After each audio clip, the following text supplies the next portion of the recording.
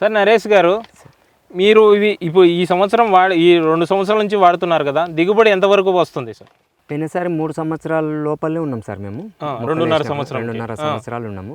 ఎంత దిగుబడి? 2.5 సంవత్సరాలకి మాతోని తక్కువ కాపు కదా, 2.5 సంవత్సరాల కంటే అట్లా కూడా మాకు 55 టన్నులు వచ్చింది సార్. 55 టన్నులు. 55 టన్నులు. ఓకే, ఫస్ట్ కాపు. 50 టన్నులకి మాకు 9 lakhs వచ్చినాయి సార్. 9 lakhs. ఇప్పుడు ఎంత రావచ్చు సార్? ఇప్పుడు సెకండ్ క్రాప్ కదా, ఎంతవరకు రావచ్చు? సెకండ్ క్రాప్ అంటే దీన్ని ఎలా చెప్తామంటే సార్, వాస్తవంగా మాకు ఆగస్టు వరకు ఉంటుంది సార్ దీని టైం. మేము ఈరోజు చాలు చేసినాము, తర్వాత ఆగస్టు 30 తారీఖు 2026కి క్లోజ్ అవుతుంది సార్. ఇది ఈ కాపు కంటిన్యూస్ అవుతా ఉంటుంది కంటిన్యూగా. ఓకే, ఇంతని చెప్పలేరు, ఇంతని చెప్పలేము. పోయినసారి 50 టన్నులని 53 టన్నులు వచ్చింది.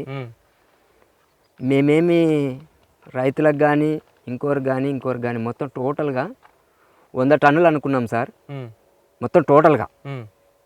అయితే కొంతమంది రైతులు రావడం వల్ల, కొంతమంది ఇక భాష లాంటి వాళ్ళు మాకు కొద్దిగా చాలా మంచి సర్కిల్ ఉంది సార్.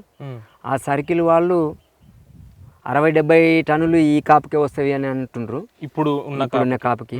కానీ అది ఎంత నిజమో ఎంత కథనో మాకు కూడా కొత్తగా సార్. మేము కూడా ఇప్పుడే దీంట్లోకి ఉద్యాన పంటంలోకి మేము ఎంటర్ అయినాం సార్. పోయినసారి అంత అవగాహన లేదు, ఇంత కాపు లేదు, కొన్ని సెట్లు మాత్రమే కాసినాయి. ఈసారి 100కి 90% కాసినాయి సార్. 90%లో ఎంత వస్తుంది అనేది మా విధానం అయితే 100 టన్నులు ఉంది సార్. 100 టన్నులకు ఎక్కువ వచ్చిందంటే కూడా మేము ఆశ్చర్యపడతాం సార్. ఈ ప్రతిభ బయోటెక్ వల్లనే వచ్చింది అని అనుకుంటాం సార్. వాస్తవంగా ఆ విషయాన్ని రాజశేఖర్ సార్కి కానీ, బాలాజీ సార్కి కానీ, యువరాజుకి కానీ ప్రత్యేక కృతజ్ఞత ద్వారా ప్రత్యేక వందనాలని కూడా తెలియజేస్తాం సార్. Thank you sir.